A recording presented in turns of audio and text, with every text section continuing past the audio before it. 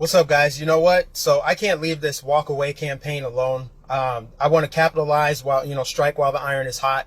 I didn't want to include this in my video yesterday just because I didn't want it to be too long. But there is one other huge elephant in the room as far as reasons why I walked away from the Democratic Party and I will never, ever vote for the Democratic Party again.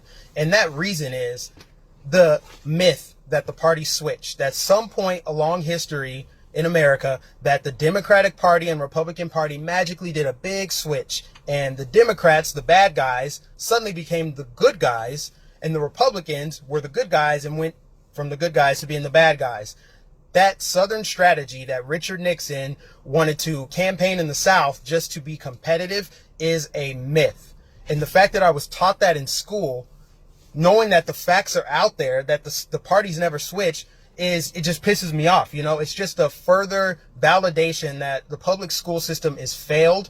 The fact that the government controls the indoctrination, they control the curriculum, therefore they control the narrative. It makes you wonder, what are kids learning today that we're going to see down the road is a lie? They're going to wake up and realize, wow, I was duped. They told me Donald Trump was a fascist. They told me Barack Obama was one of the greatest presidents in history. Kids could very well be learning that right now. I don't have kids right now, but when I do, you best believe I'll either be homeschooling them or sending them to private school or charter school, something else. They're not going to public school just because it's such a fallacy that, you can teach someone whatever you want them to learn and the parents have no say so in it. The curriculum is all messed up.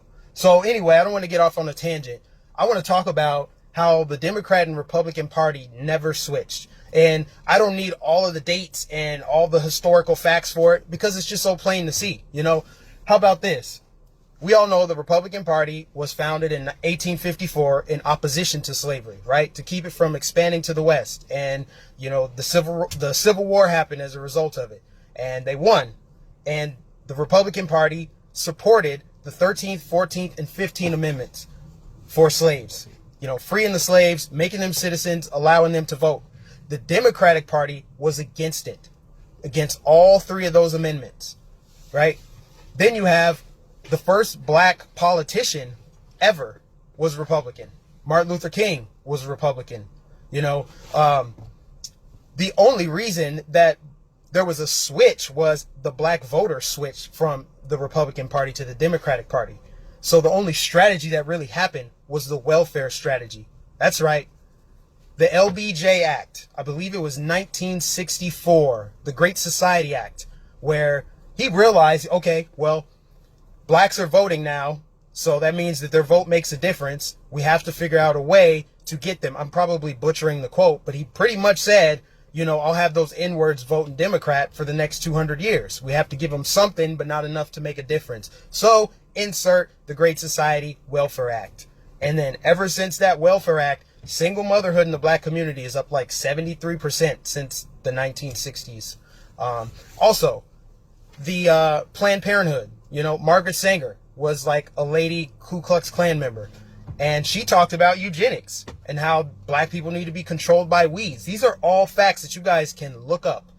For anybody that's going to come in the comment section, talk about this walk away movement, is people bragging about going from Democrat to Republican. It's not even about that. It's about breaking away from the narratives, detaching yourself from your victimhood status, this sacred cow status that's been given to you by the Democrats, and become a sovereign, free-thinking individual that you were born to be. It's your divine purpose to be a free-thinking, independent person.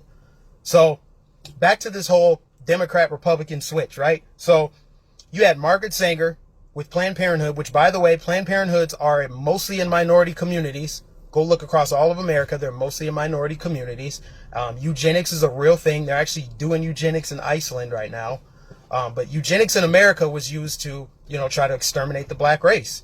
And with the Welfare Act that was passed by LBJ, that got black people voting Democrat. But the difference is they had to get the parent out of the home, the father out of the home. So what did that do? That means kids were growing up without a parent, without their father. And then you incentivize single mothers to marry the government. And then fathers weren't able to get jobs. They were locked up. And then insert Bill Clinton in the 90s with his Crime Bill Act, supported by Democrats, not supported by Republicans. See, it's coincidence, right? Right? You're going to say the party switched, yet the Republicans have had their fingerprints all over everything having to do with freedom. They've always been the party of freedom. The Democratic Party has always been the party of slavery, Jim Crow, KKK, all the segregation laws. You know, they voted against all of the civil rights legislation. They filibustered stuff, you know. That filibuster rule was made famous by Democrats, you know. So Bill Clinton, with his crime bill, locked up more black men than any other president in United States history. Okay? So, the historical facts are there. But if people want to deny the historical facts, okay, let's talk about modern day Democratic Party, modern day slavery, modern day slave plantations, okay?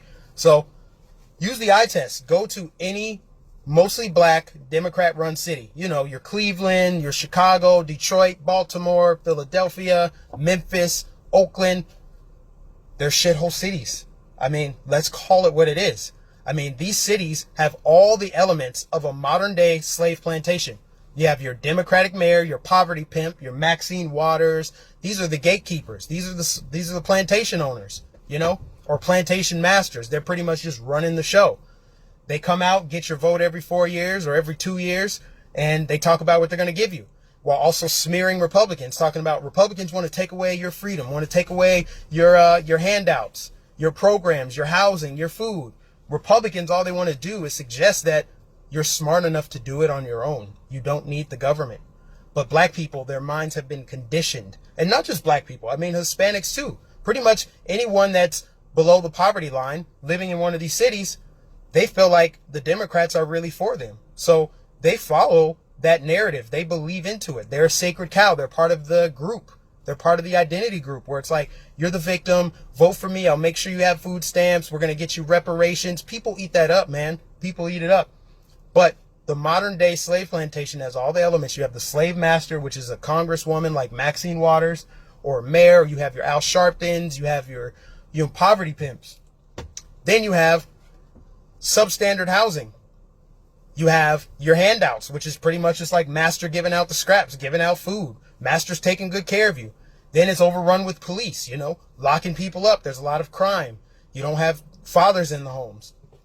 You have Planned Parenthood on every corner. You have failing infrastructure in these cities. And most of them had Democratic mayors since like the 40s, the 50s, the 60s. So you tell me if the party's really switched. I can't tell, because if you're looking at every one of these cities I just mentioned, how can you say that the party's actually switched and Democrats are for the people?